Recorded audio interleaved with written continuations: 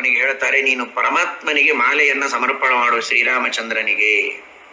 ಶ್ರೀರಾಮಚಂದ್ರನಿಗೆ ಬ್ರಹ್ಮದೇವರು ಹೇಳ್ತಾರೆ, ನೇರವಾಗಿ ಸಮರ್ಪಣೆ ಮಾಡಿದರೆ, ಆ ಮಾಲೆಯನ್ನು ಸಮರ್ಪಣೆ ಮಾಡಿದರೆ ಮೋಕ್ಷವೇ ಮಹಾಫಲ.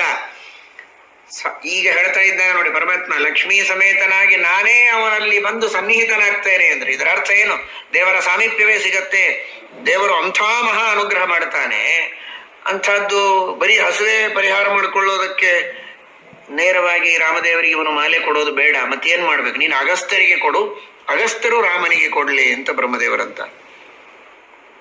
ಹೀಗಾಗಿ ಶ್ವೇತರಾಜ ಮಾಲೆಯನ್ನು ಮಾಡಿ ಅಗಸ್ತ್ಯರ ಕೈಯಲ್ಲಿ ಕೊಡ್ತಾನೆ. ಅಗಸ್ತ್ಯರು ರಾಮಚಂದ್ರನಿಗೆ ಸಮರ್ಪಣೆ ಮಾಡುತ್ತಾರೆ. ಅಗಸ್ತ್ಯರಿಗೆ ಮಹಾಫಲ ಸಿಗತ್ತೆ, ಮೋಕ್ಷ.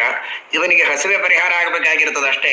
ಯಥೇಚ್ಛವಾಗಿ ನಿತ್ಯದಲ್ಲಿ ಭೋಜನವನ್ನು ಮಾಡಿ ಸುಗ್ರಾಸವಾಗಿ ವಿಹಿತವಾದ ದೇವರಿಗೆ ಸಮರ್ಪಿತವಾದ ಅನ್ನವನ್ನು ಭೋಗ ಮಾಡುವ ಭಾಗ್ಯವನ್ನು ಶ್ರೀರಾಮಚಂದ್ರ ಕರುಣಿಸ್ತಾನೆ ಅಂತ ರಾಮಾಯಣದಲ್ಲಿ ಬರುತ್ತೆ. ಶ್ರೀಮದ್ ಆಚಾರ್ಯರು ತಾತ್ಪರ್ಯ ನಿರ್ಣಯದಲ್ಲಿ ನಿರ್ಣಯವನ್ನು ಕೊಟ್ಟಿದ್ದಾರೆ.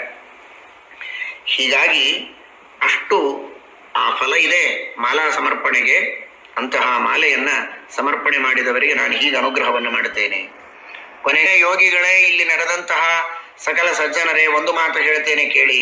ನಿಮಗೇನು ಬೇಕೋ ಅದೆಲ್ಲವನ್ನು ಕೊಡ್ತೇನೆ. ಯಾಕೆ ಬಹಳ ಒಂದೊಂದನ್ನು ನಾನು ಯಾಕೆ ಹೇಳಬೇಕು?